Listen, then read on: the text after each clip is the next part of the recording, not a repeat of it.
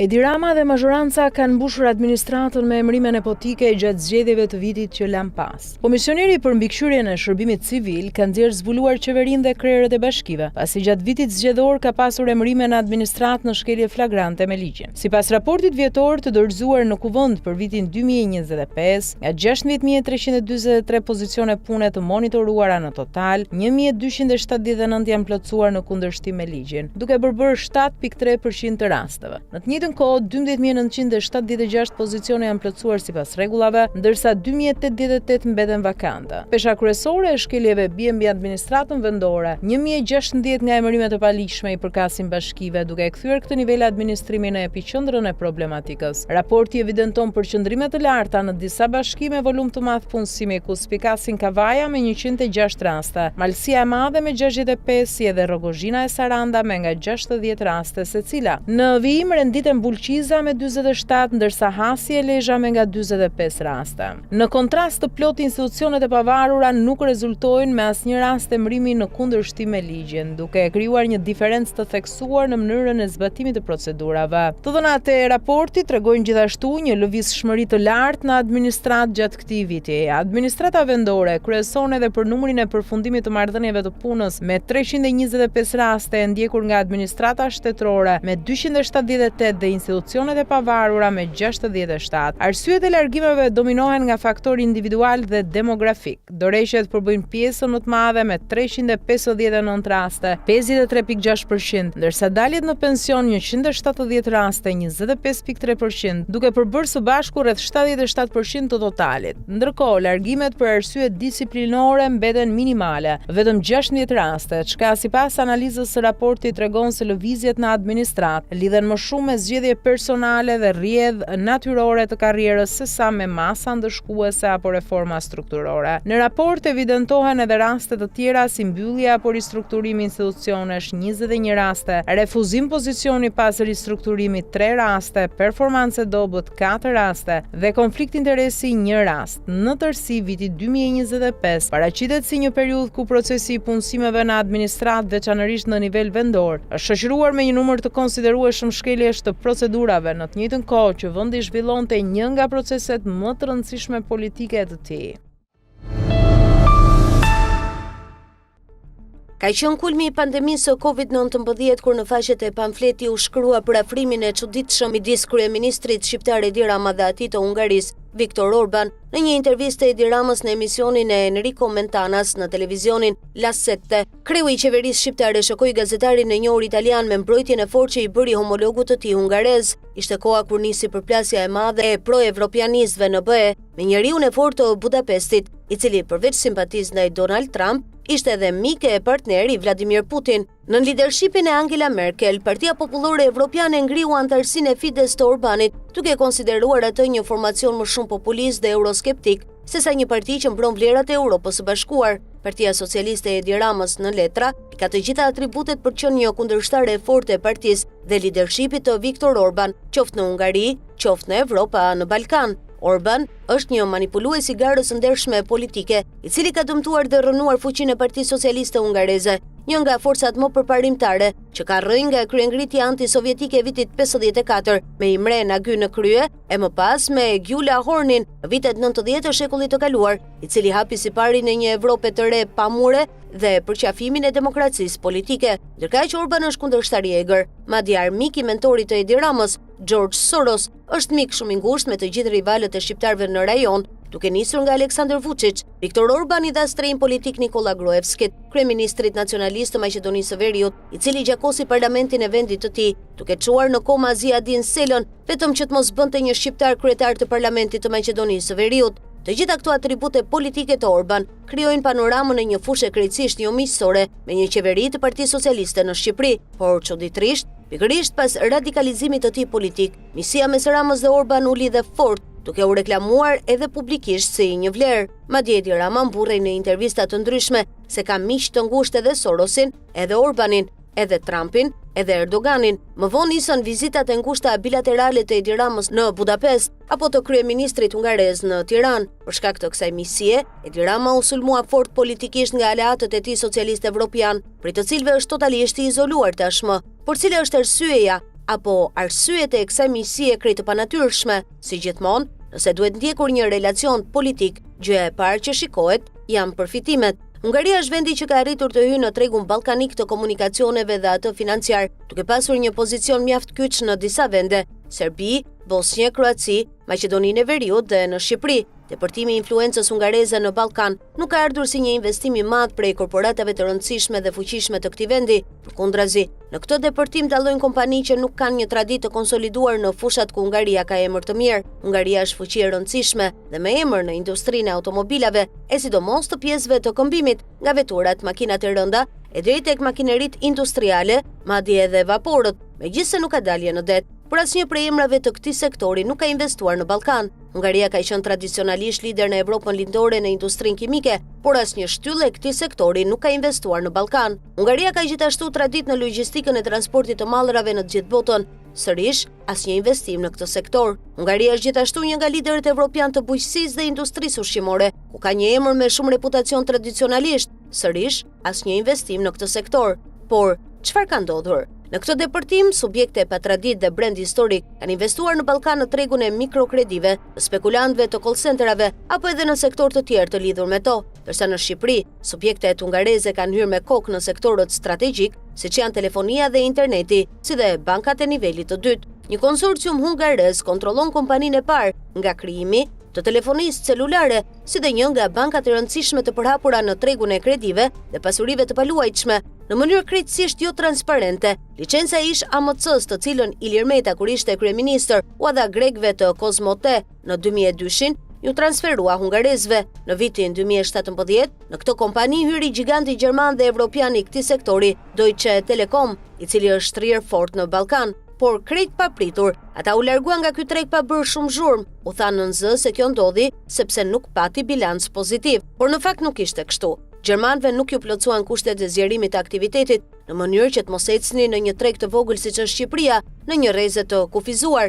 Nxjerrja jashtë e DT-Komit duket se ishte një strategji e mirëmenduar. Pas largimit të gjermanëve, kompaninë e blen dy subjekte shqiptar krejt të panjohur, operacion që u dukqe në fillim si flusk financiare. Më pas ndodhi ajo që u parashikua, një kompani e lidhur me Viktor Orbanin mori në dorë operatorin e parë të telefonisë celulare, së bashku me operatorin më të vjetër të telefonisë fikse, i cili kishte edhe të drejtën e operatorit të tretë të telefonisë celulare. Ai gjithashtu zotronte rrjetin më të konsoliduar të lidhjes së internetit me fibra optike, pra konsorciumi hungarez mori menjëherë një favor gjigant nga qeveria e Edi Ramës, pasi u dhan jo një, por 4 leje operimi në treg, 2 celulare, një fikse dhe internet provider. E gjitha kjo ndodhi qartësisht në mënyrë preferenciale, duke larguar nga drejtimi i Akepit edhe Ilir Zelën, i cili duket se bëri rezistencë për të ofruar këtë transaksion. Por pjesa më e dyshim të kësaj afere, apo e të gjitha aferave ku ka dorë Viktor Orban, është gjurma ruse e parave që injektohen, e rrjedhimisht të atyre që përfitojnë. Kompania që ka futur rrënjët në Shqipëri është akuzuar nga media të ndryshme në vendin e saj për gjurmë ruse, e lidhje me shumë fije të padukshme, gjë që vije të re në gjitha bizneset e tjera në vendet ballkanike, duke nisur nga Republika Srpska, Serbia e Maqedonia e Veriut. Pra lidhja e Edi Ramës me Viktor Orbanin duket se është thjesht një marrëdhënie biznesi, ku ata rrisin pushtetin personal dhe fuqizojnë influencën ekonomike të tarafeve të ngushta, me të cilët më pas fitojnë zgjedhjet. Një administrat absolutisht ndryshe nga ajo që kemi pasur deri disa vite më parë, që klima e biznesit të jetë pozitive, që kompanitë të performojnë pa u ndjerë nën presionin e vazhdueshëm të kërkesës për rishfet apo të korrupsionit, siç ka ndodhur deri jo shumë vite më parë. Dhe patjetër që duhet një administrat që është e mirë pozicionuar në raport me qëllimet e shpallura të qeverisë për t'ia dalë që në fund të ditës rritja ekonomike të përkthehet në rritje pagash, në rritje pensionesh dhe në më shumë të drejta. Kur flas për drejta, nuk flas thjesht dhe vetëm për të drejtat që i shkojnë menjëherë në mend gjithsecilit kur përmendet kjo fjalë, po flas për shembull edhe për të drejtën e një page më të madhe për shkak të vjetërsisë në punë. Nuk e kemi pasur, sepse s'kemi pasur mundësinë, jo sepse nuk e kemi njohur një të drejtë të tillë. Sot, mësuesit, mjekët, infermierët, punonjësit e policisë, forcat e armatosura, marrin edhe bonusin apo pagën ekstra të vjetërsisë në punë. Nuk mund të paguhet njësoj dikush që ka një vit që punon me dikë që ka 15 vjet në punë. Këtë e kemi ditur, por nuk kemi mundur ta materializojmë. Pse? Sepse ekonomia nuk na ka dhënë këtë mundësi, sepse të ardhurat e mbledhura nuk na kanë dhënë këtë mundësi, sepse administrata që kemi pasur nuk na kanë ndihmuar sa duhet për t'ia dalë dhe për ta realizuar këtë mundësi. Sot e kemi, sepse ekonomia na përgjigjet edhe sepse administrata na ndihmon. Të thuash që sot Shqipëria ka më shumë korrupsion se ndonjëherë më parë, do të thotë flasësh për qartë. Natyrisht që sot flitet më shumë për korrupsionin, qoftë për shkaqe objektive, qoftë për shkaqe totalisht subjektive. Qoftë për shkak se si asnjëherë më parë i është hapur korrupsionit luftë, dhe lufta i është hapur në radh të parë politikisht nga një forcë qeverisëse që ka udhëhequr një reformë që ka çliruar duart e drejtësisë. Ashtu si kundër, nuk mund të ketë korrupsion në rritje dhe të ketë rritje pensionesh me një projekcion i cili është i përfshirë në parashikimet buxhetore të 4 viteve, ku çdo janar rritja do të dyfishohet. Që do të thotë në janarin 2028 do të trefishohet, në janarin 2029 do 4 fishohet, dhe në janarin 2030 do 5 fishohet. Si bashkohen këto bashkë? Nuk mund të ketë korrupsion në rritje dhe të ketë shumë më shumë përfitus nga garat publike. Këto janë fakte. Nuk mund të ketë korrupsion në rritje dhe të hapen 2000 disa qindra bizneset reja në 2 muajt e fundit. Të gjitha këto nuk duan të thonë që nuk ka korrupsion. Por duan të thonë që është një proces transformues që pasqyrën e ka jo tek të dhënat apo tek pasqyrimi që i bën njëra palë apo para tjetër, por e ka tek pasqyrimi objektiv i këtij transformimi nga Komisioni Evropian. Bashkimi Evropian ka nxjerrë zbuluar Edi Ramën dhe ministrin e tij të jashtëm Ferit Hoxha. Të dy ngulin se nuk ka bllokim të negociatave të integrimit, por sot është thënë zeza mbi të bardhë se hapja e raportit i bar ka ngecur. Për të qenë më të qartë, pas hapjes së të gjithë kapitujve, Shqipëria duhet të kalojë në fazën e dytë, atë të marrjes së raportit të vlerësimit të përkohshëm të standardeve i bar, një raport i përkohshëm mbi sundimin e ligjit, që shërben si një pikë referimi për progresin e një vendi kandidat për antarësimin në BE në këtë fushë. Një i bar pozitiv është një konfirmim i hapave të suksesshëm të ndërmarrë sipas kapitujve të negociatave 23, drejtësia dhe të drejtat themelore, dhe 24, drejtësia, liria dhe siguria, të procedurës së antarësimit, dhe tregon rrugën për reforma të mëtejshme. Sipas metodologjisë të rishikuar të pranimit, asnjë kapitull negociues nuk mund të mbyllet derisa të merret i bari. Në qershor 2024 Mali i Zi u bë vendi i parë kandidat i BE-s që mori i barin, pas së cilës filloi mbylljen e kapitujve negociues. Mirë po Shqipëria nuk e ka marrë, edhe pse Komisioni Evropian ka dërguar një raport pozitiv të Këshillit të BE-s. Aty raporti ka ngecur. Grupi i punës për zgjerimin, COELA, i përbërë nga ambasadorët e vendeve anëtare, zhvilloi sot mbledhjen e radhës ku në agjendë ishte sërish shkëmbimi i pikpamjeve për raportin e vlerësimit të ndërmjetëm i Barit dhe drafti i ndërmjetëm i pozicionit të përbashkët të BE-s, të dy të propozuar nga Komisioni Evropian. Këshilli i BE-s thotë se mes vendeve anëtare do të ketë edhe disa raunde të tjera diskutimesh. Është bërë një farë progresi, por diskutimet janë ende në vazhdim në këtë fazë relativisht paraprake. Në çdo rast priten edhe disa raunde të tjera diskutimesh përpara se të arrihet një marrëveshje në nivelin e COELA mbi një drafti ndërmjetëm i pozicionit të përbashkët të BE-s. Thuhet në reagim, Këshilli shpjegon se gjatë procesit, shtetet anëtare bëjnë pyetje ose shprehin shqetësime ndaj Komisionit. Komisioni përgjigjet, Presidenca mban shënime dhe përgatit një tekst tjetër kompromisi për raundin e ardhshëm të diskutimeve. Dhe kështu me radhë. Në media ka qarkulluar një lajm se janë 9 vende të BE-s që kanë bllokuar procesin. Gjermania, Luksemburgu, Holanda, Suedia, Austria, Finlanda, Polonia, Greqia dhe Bullgaria nuk janë ende të bindura se është momenti për të dhënë dritën jeshile Shqipërisë dhe sot e gjitha është konfirmuar.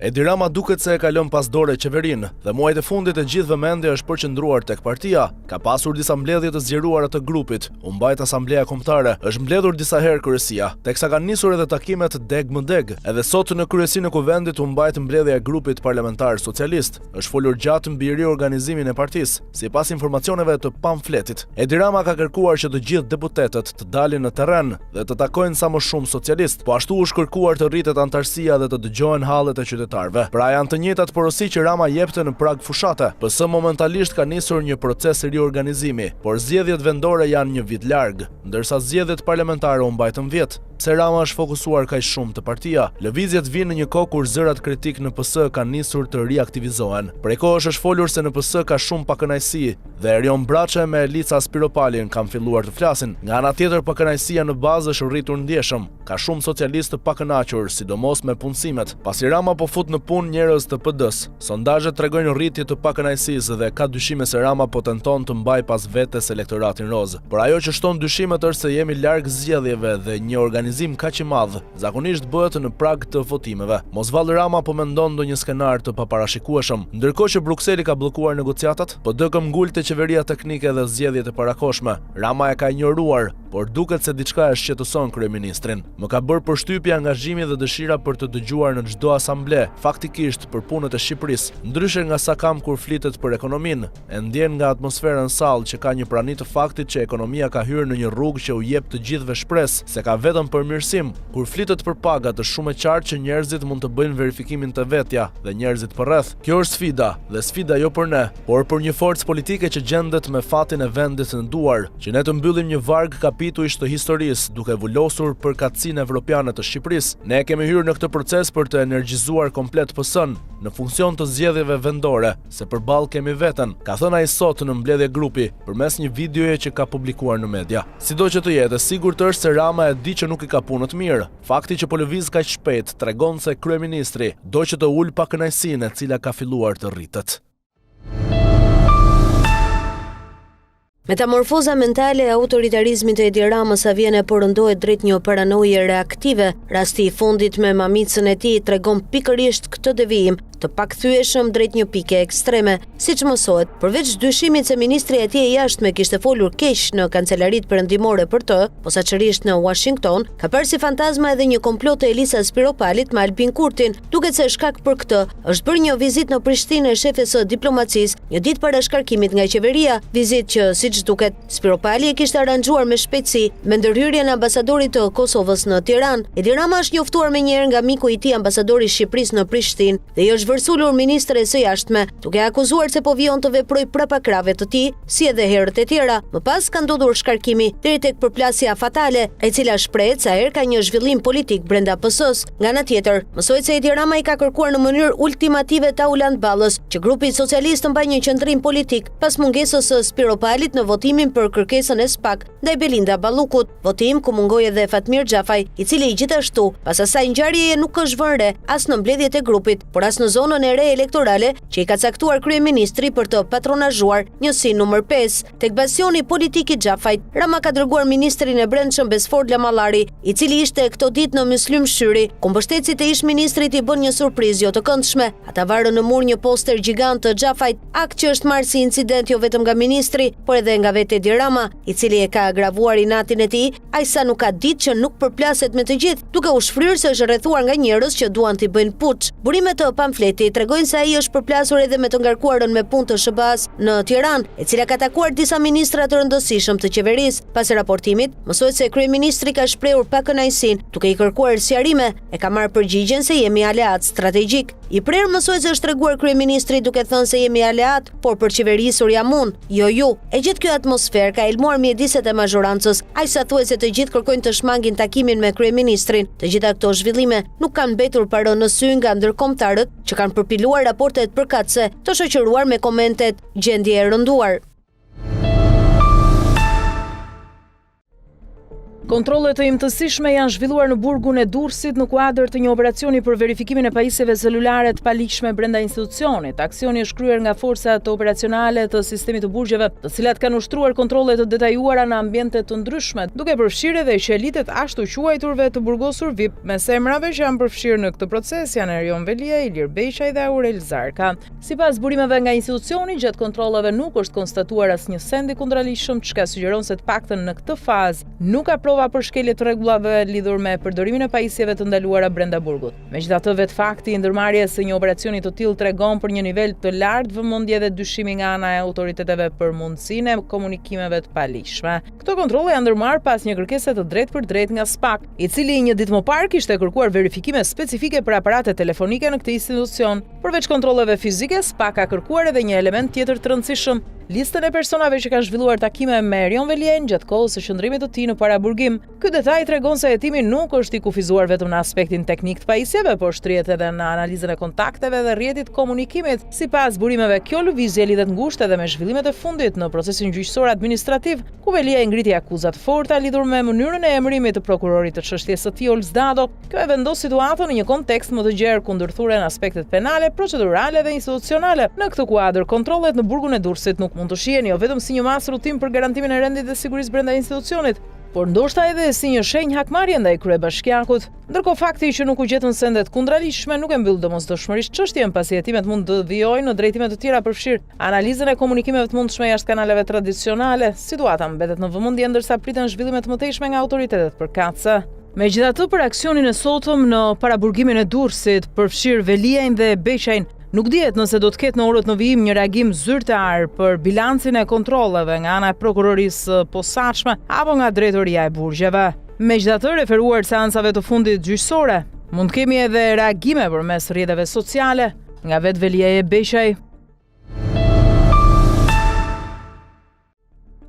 Ish-presidenti Ilir Meta ka reaguar pas vendimit të gjykatës kushtetuese që refuzoi kërkesën e tij lidhur me masën e sigurisë dhe procedurën e arrestimit. Meta e konsideron vendimin të pritshëm dhe kritikon mënyrën si është trajtuar çështja. Asnjë surprizë nga gjykata e Lanës, pasi e zvarriti çështjen prej 6 muajsh, përtej çdo afati të arsyeshëm me qëllim vonimi në rrugën tonë drejt Strasburgut. Sot tregoi edhe një herë se kjo gjykatë nuk di të zhgënjej. Vlerësimin tim për të e kam thënë që më 2 mars 2020, kur këta betoheshin te Lana, por së paku të kenë fare pak dinjitet dhe të mos vonojnë zbardhjen e vendimit të tyre. Edhe një herë i ftoi të gjithë mediat dhe gazetarët më 27 prill në seancën e parë të gjykimit në themel dhe në të gjitha seancat e tjera, ku do të jem ballë për ballë me bandën që më rrëmbeu në mënyrë banditeske dhe ku do të shmontojmë këtë proces fars të neveritshëm të drejtësisë me regji, shprehet Meta. Gjykata kushtetuese u mblodh sot për të shqyrtuar kërkesën e Ilir Metës, dhe në fund me shumicë votash është vendosur rrëzimi i kërkesës së ish-presidentit, duke vendosur që ky i fundit të vijojë të qëndrojë në masën e sigurisë arrest me burg. Meta ka ngritur si pretendime dhe mënyrën si u ekzekutua masa e sigurimit, por sipas kushtetueses, ish-presidenti këtë argumente ka parashtruar edhe në gjykatat e tjera,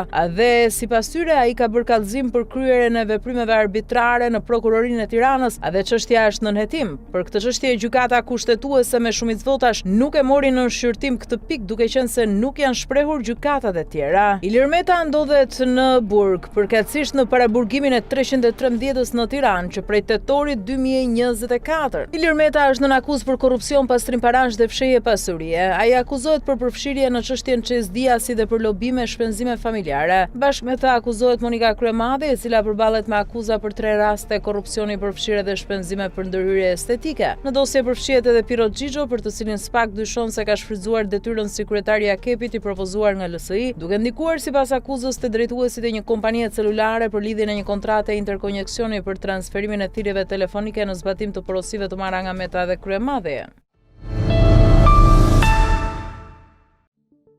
Bashkimi Evropian duket se po sinjalizon një qasje të re ndaj politikës shqiptare, duke zhvendosur vëmendjen tek partitë e reja jashtë skenës tradicionale, pas shumë vitesh fokus në 2 forcat kryesore politike. Bashkimi Evropian po jep shenja se po kërkon alternativa të tjera për të nxitur pluralizmin dhe për të balancuar jetën politike në vend. Një zhvillim që e konfirmon këtë qasje është takimi i ambasadorit të BE-s në Tiranë, Silvio Gonzato, me 2 figura të partive të reja politike. Bëhet fjalë për Adriatik Lapaj, drejtuesi i nismës politike Shqipëria Bëhet, dhe Lind Qorri, lideri i Lëvizja Bashk. Ky takim konsiderohet si një hap i rëndësishëm, pasi vendos në qendër të vëmendjes aktorë politik që deri më tani kanë qenë jashtë fokusit kryesor të ndërkombëtarëve. Përfshirja e tyre në agjendën e përfaqësuesve evropianë krijon një precedent të ri, duke hapur një kanal të drejt për drejt komunikimi me forca që synojnë të sfidojnë modelin tradicional politik në Shqipëri. Ky zhvillim interpretohet si një sinjal i BE-s, që nuk po kufizohet më vetëm tek partitë e mëdha, por po kërkon të nxjisë një skenë më të gjerë me përfaqësues politik.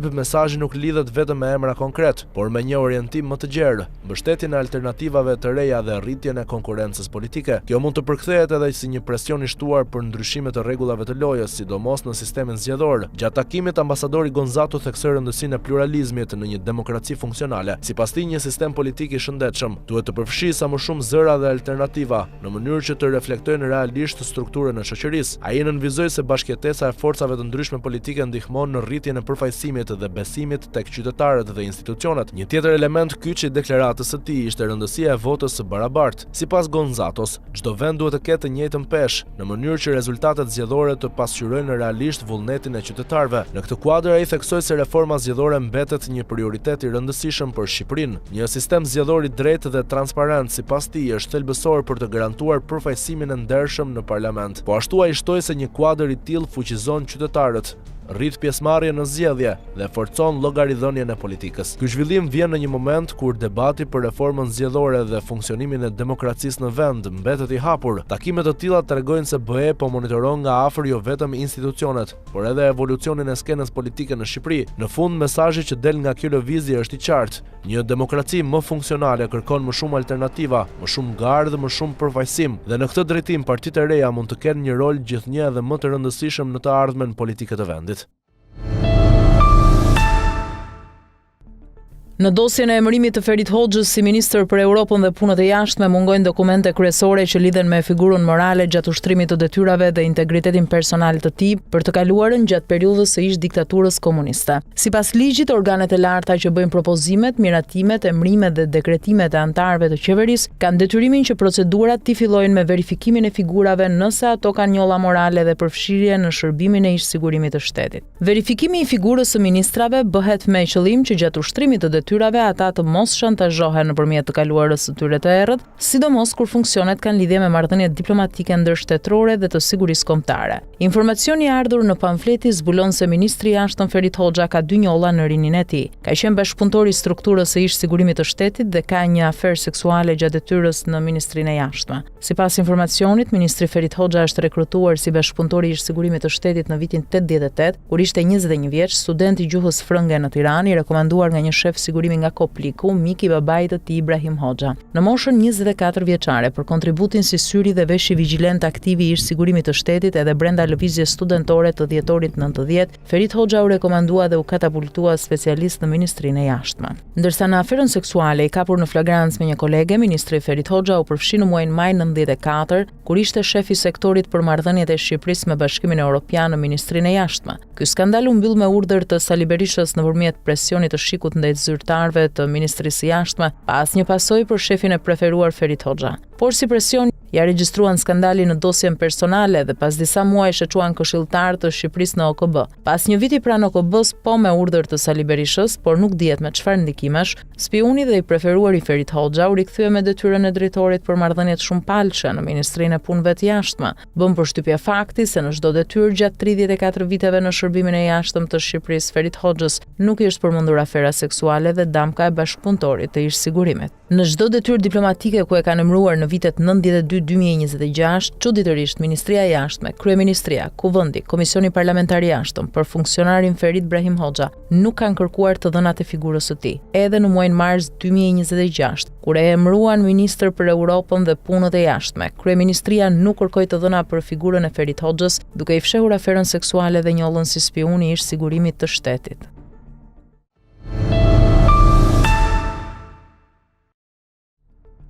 Teksa konfliktet botërore po bëhen të përditshme me luftën në Ukrainë që vijon dhe krizën në lindjen e mesme, SBA ka intensifikuar lëvizjet në Shqipëri.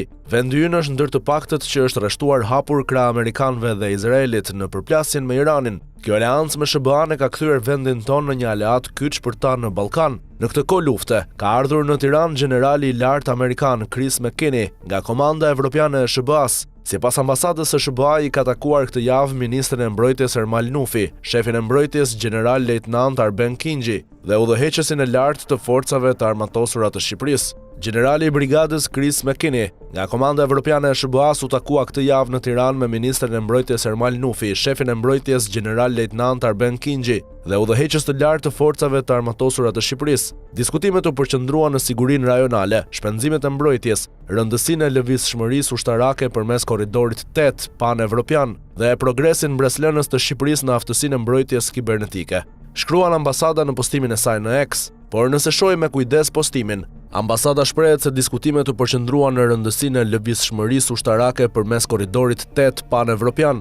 Kjo do të thotë se në fokus të diskutimeve kanë qenë porti i Porto Romanos. Qeveria pak javë më parë anuloi tenderin dhe nën Rogoz flitet se ishin amerikanët ata që ndikuan në këtë vendim. Porto Romano është elementi fundor i korridorit 8, duke pasur interes të jashtëzakonshëm si në aspektin tregtar dhe në atë ushtarak. Fakti që në postim përmendet ky korridor do të thotë se amerikanët janë të shqetësuar për këtë port. Pak javë më parë ishte dhoma amerikane e tregtisë që i kërkoi qeverisë anullimin. Sipas tyre, projekti aktual është shumë i kufizuar në përmasa dhe rrezikon të mos shfrytëzojë potencialin strategjik të Shqipërisë në rajon. Një projekt që parashikon rreth 1400 metra mur moli dhe rreth 2.38 hektar sipërfaqe portuale, është një shkallë që sipas SBA-s nuk mund të konkurrojë me portet e mëdha në rajon. Këtu lind dhe shqetësimi kryesor i SBA-s me projektin e Porto Romanos, i cili sipas analizës së amerikanëve nëse ndërtohet me dimensionet aktuale, korridori 8 mund të dështojë në funksionin e tij logjistik, pasi flukset kryesore të mallrave në rajon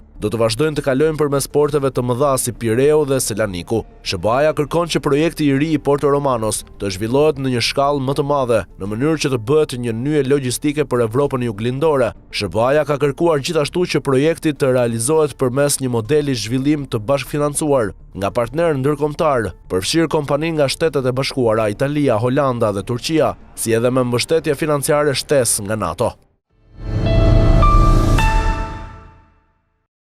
Brenda 24 orësh, 2 përfaqësuesit diplomatik më të rëndësishëm të Europës, përkatësisht ambasadori i Bashkimit Evropian në Tiranë dhe ai i Gjermanisë, kanë zhvilluar takime me opozitën e re në Shqipëri. Përkatësisht Silvio Gonzato ka takuar Adriatik Lapajn dhe Arlind Çorin, ndërsa Karl Bergner ka takuar Agron Shehen dhe Rald Kaprin.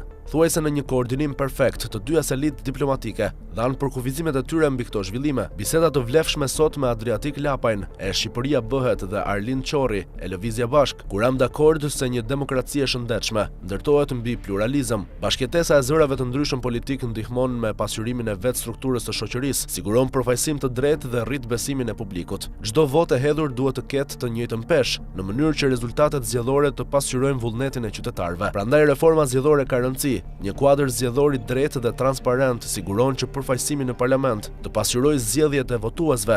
Ai fuqizon qytetarët, nxit pjesëmarrjen dhe forcon llogaridhënien, tha ambasadori i BE-s Silvio Gonzato, ndërkaq ambasadori gjerman ka publikuar deklaratën në vijim. Cilat janë dinamikat në parlamentin shqiptar dhe në peizazhin aktual partjak? Çfarë roli luan kultura e kujtesës dhe historia e komunizmit për Shqipërinë sot? Ambasadori Bergner diskutoi këto çështje të tjera sot me deputetët Agron Sheh dhe Rald Kapri të Partisë Mundësia. Një demokraci e gjallë karakterizohet nga pluralizmi dhe një parlament i fortë, i cili respekton dhe të drejtat e opozitës. Ju falenderojmë për vizitën dhe për bisedën e hapur. Ky zhvillim politik duket qartë se ka një qëllim, një synim dhe një mesazh të organizuar. Mesazh që lexohet si në formë ashtu edhe në përmbajtje. Në formë, diplomatët kryesorë të BE-s kanë takuar opozitën e re në kohën më të vështirë për të, kur relevanca politike e saj nuk është në nivelin më të mirë. Partitë e reja të opozitës janë sot në hije, por Bashkimi Evropian i solli në dritë, duke dhënë një mesazh të fortë për publikun në radhë të parë, për qeverinë dhe mazhorancën, në radhë të dytë e veçanërisht për Sali Berishën dhe në radhë të tretë për jo të fundit nga rëndësia. Thelbi i mesazhit është i qartë. Në formë, Bashkimi Evropian ka si partner të preferuar një opozitë të re, të cilën e mbështesin edhe sondazhet që bëhen periodikisht, ku një forcë e re preferohet më shumë nga qytetarët. Sinjali ka një rezultante, duke kaluar në një fazë të re të formësimit alternativ të një opozite të re, të cilën edhe nëse Edi Rama dhe Sali Berisha duan ta marginalizojnë. Europa e përkrah. Ky mesazh është i qartë. Mesazhi tjetër është në përmbajtje dhe kjo është më e rëndësishmja. Europa i kërkon opozitës së re të thyejë status quo në një lidhje me reformën zgjedhore, kushtetuese dhe territoriale, pavarësisht se nuk i kanë numrat. Ata kanë mbështetjen europiane. Pra të thyet baza sistemike që e mban këtë sistem kaste në këmbë. Europa jep sinjalin ndaj të rinjve. Doni mbështetjen tonë, thyeni kastën, na keni në krah. E për këtë arsye po inkurajon të revolucionarizojnë sistemin. Natyrisht ky sinjal drejtohet mazhorancës për të thënë se Europa kërkon një ndryshim, por gjasat ose të paktën ajo që duket është se mesazhi drejtohet opozitës. Asaj thuhet hapur që të braktisë opsionet e vjetra, sepse nuk do ta ketë për krajën e Europës. Takimi ceremonial i opozitës së re në këtë mënyrë është një shuplak ndaj leadershipit të PD, madje një shuplak e fortë. Europa duket se ka një ide të qartë se si duhet të jetë opozita e re, siç e thot ambasadori Gonzato. Një kuadër zgjedhor i drejtë dhe transparent siguron që përfaqësimi në parlament të pasqyrojë zgjedhjet e votuesve. Ai fuqizon qytetarët, nxit pjesëmarrjen dhe forcon llogaridhënien. Apo ambasadori gjerman me anë të pyetjeve që ngulen si gozhd, cilat janë dinamikat në parlamentin shqiptar dhe në peizazhin aktual partjak? Çfarë roli luan kultura e kujtesës dhe historia e komunizmit për Shqipërinë sot? Troç. Europa dërgoi mesazhin e saj politik për ndryshim, i cili duket si nisja e një plani me konture të qarta, pa Edi Ramën dhe Sali Berishën.